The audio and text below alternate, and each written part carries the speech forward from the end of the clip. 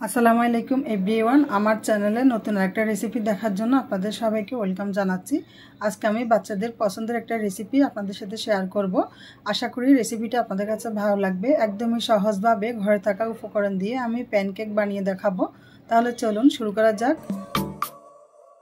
Pancake তৈরি করার জন্য আম নিয়েছে 1 কাপ। আমগুলো কিপ করে কেটে নিয়েছি। একটা মুরগির ডিম দিয়ে দিচ্ছি, আর দিয়ে দিচ্ছি আগে থেকে জাল দিয়ে নেওয়া তরল দুধ 1/3 কাপ। কিশমিশ দিয়ে দিচ্ছি পছন্দ মতো। চিনি দিয়েছে 1/3 কাপ। লবণ দিয়ে দিচ্ছি 1/4 চা চামচ। আর ডিম রুম টেম্পারেচারে থাকতে হবে। ফ্রিজে থাকলে 1 ঘন্টা আগে নামিয়ে রাখবেন। এখন আমি খুব ভালো করে মিশিয়ে নিব। আর মেশানোর সুবিধার জন্য আমি এখানে একটা হ্যান্ড বিটার ব্যবহার করেছি। চিনি গলে না যাওয়া পর্যন্ত নাড়তে হবে। চিনিটা যখন খুব ভালো করে মিশে গিয়েছে তখনই আমি দিয়ে দিচ্ছি 1 কাপ ময়দা, সাথে দিয়ে দিচ্ছি 2 চা চামচ বেকিং পাউডার। এখন খুব ভালো করে এগুলো চেলে নিতে হবে। দিয়ে দিচ্ছি 1/2 টেবিল চামচ সুজি। এখন খুব ভালো করে একটা হ্যান্ড বিটার দিয়ে এগুলো মিশিয়ে নিতে হবে।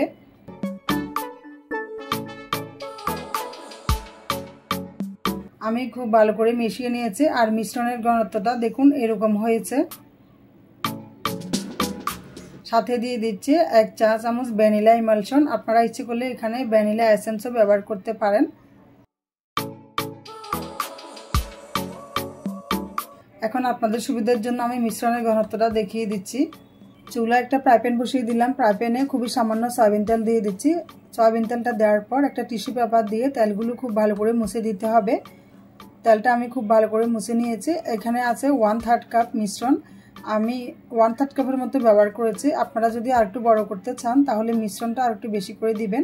এরপর চুলাটা স্লো করে এগুলো ভাজতে হবে। যখন দেখবেন এরকম বুদবুদের মতো দেখা যায় তখনই খুবই সাবধানে এটা উল্টে দিতে হবে।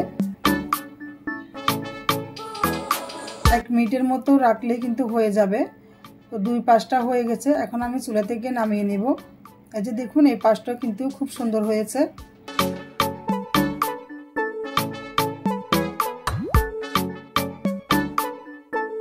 আপনাদের সুবিধার জন্য আমি আরও একটা বানিয়ে দেখিয়ে দিচ্ছি। যতবারই বানাবেন ততবারই কিন্তু সামান্য একটু সয়াবিন তেল দিয়ে টিস্যু পেপার দিয়ে খুব ভালো করে মুছে দিবেন।